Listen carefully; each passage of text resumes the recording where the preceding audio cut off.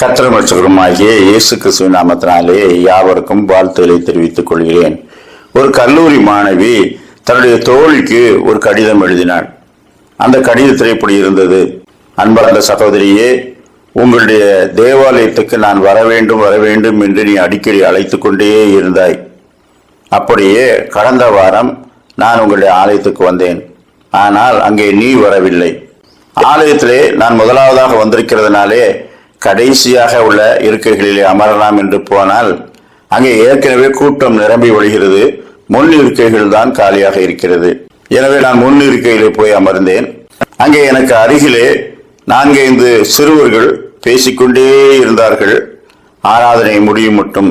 பின் திரும்பி பார்த்தால் அநேகர் தூங்கிக் கொண்டிருந்தார்கள். சிலர் உற்சாகமாய் ஆராதனை செய்தார்கள். மற்றவர்கள் சரீரம் பலவீனம் உள்ளது என்று சொல்லி உட்கார்ந்து கொண்டார்கள். சிலர் அடிக்கடி கதவை திறந்து கொண்டு வெளியே போவதும் உள்ளே வருவதுமாக இருந்தார்கள். போதகர் நல்ல பிரசங்கத்தை மேற்கொண்டார். அதை கவனித்து பார்க்கும்போது அநேக காரியங்களை கற்றுக்கொண்டேன். பாடகர் குழுவிலே உட்கார்ந்திருக்கிற யாரும் அந்த நல்ல பிரசங்கத்தை விரும்பவில்லை என்பது அவருடைய முகத்திலே தெரிந்தது. அதிலே ஒருவர் கூட்டத்தில் இருக்கும் வேறொருவருக்கு சமிக்கையை காட்டிக் கொண்டிருந்தார். சீக்கிரத்தை முடிய போகிறது, நம்முடைய புரோகிராமுக்கு நாம் போவோம் என்று அவர் சொல்வது போல் இருந்தது. நான் ஒருமித்து கர்த்தருடைய நாமத்தை மகிமைப்படுத்துவார்கள் என்ற எண்ணத்தோடு அங்கே சென்றால் அங்கே உதாசீனமும் பரியாசமும் காணப்பட்டது. எனவே இனி உன்னுடைய திருச்சபைக்கு நான் வரப்போவதே இல்லை, நீயே வரவில்லையே என்று எழுதியிருந்தார். அநேகரை நாம் திருச்சபைக்கு அழைக்கின்றோம், கர்த்தர் நல்லவர் என்று சொல்லுகின்றோம். நாம் அவர்களுக்கு முன்மாதிரியாய் இருப்பதில்லை. கர்த்தரை ஆராதிக்கும் ஸ்தலத்திலே ஒழுங்கும் கிரமமும் காணப்படுவதில்லை. இதை காண்பவர்கள் எதை கற்றுக்கொள்வார்கள்?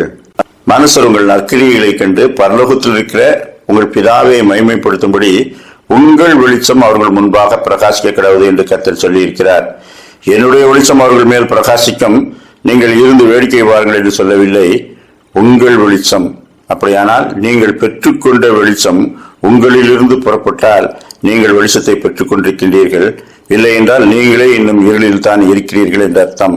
அந்த பெண் குறிப்பாக சொல்லுகின்றார், போதகர் பிரசங்கத்திலே ஆராதனை முடிந்தவுடன் ஒருவரை வாழ்த்தி கைகுலுக்கி சந்தோஷத்தோடு புறப்பட்டு செல்லுங்கள் என்று சொன்னார். ஆனால் ஆராதனை முடிந்தவுடன் பலரை காணவில்லை. அங்கு இருக்கும் ஒரு இளம் தம்பதியரிடத்திலே நான் வாழ்த்து தெரிவித்தேன். அவர்கள் என்னை வினோதமாக பார்த்துவிட்டு முகத்தை திருப்பிக் கொண்டு சென்று விட்டார்கள். அங்கே யாரும் வாழ்த்தவில்லை. ஏற்கனவே அறிமுகமான நண்பர்களோடு குரூப்பாக அவர்கள் கலைந்து சென்று விட்டார்கள். போதகர் பிரசங்கத்திலே சொன்னார், நீங்கள் யாரெல்லாம் பரலோகத்திலே இருப்பார்கள் என்று நினைக்கிறீர்களோ அவர்கள் அங்கே இருக்க மாட்டார்கள். யாரெல்லாம் இருக்க மாட்டார்கள் என்று நினைக்கிறீர்களோ அவர்களிலே அநேகர் அங்கே இருப்பார்கள். லூக்கா 13:28. நீங்கள் ஆபிரகாமையும் ஈசாக்கையும் யாக்கோபையும் சகல தீர்க்கதரிசிகளையும் தேவனுடைய ராஜ்யத்தில் இருக்கிறவர்களாகவும் உங்களையோ புறம்பே தள்ளப்பட்டவர்களாகவும் காணும் போது உங்களுக்கு அழுகையும் பற்கடிப்பும் அங்கே உண்டாயிருக்கும். 1 Corinthians 6:10. திருடரும் பொருளாசைக்காரரும் வெறியரும் உதாசீனரும் கொள்ளைக்காரரும் தேவனுடைய ராஜ்யத்தை சுதந்திரிப்பதில்லை. அவருக்கு முன்பாக நாம் பயபக்தியோடு ஆராதனை செய்வோம். சகலமும் ஒழுங்காகவும் கிரமமாயும் செய்யப்பட கிடவது. கர்த்தர் தாமே அப்படிப்பட்ட நல்ல சிந்தனைகளை நமக்கு தந்தருள்வாராக. ஆமேன்.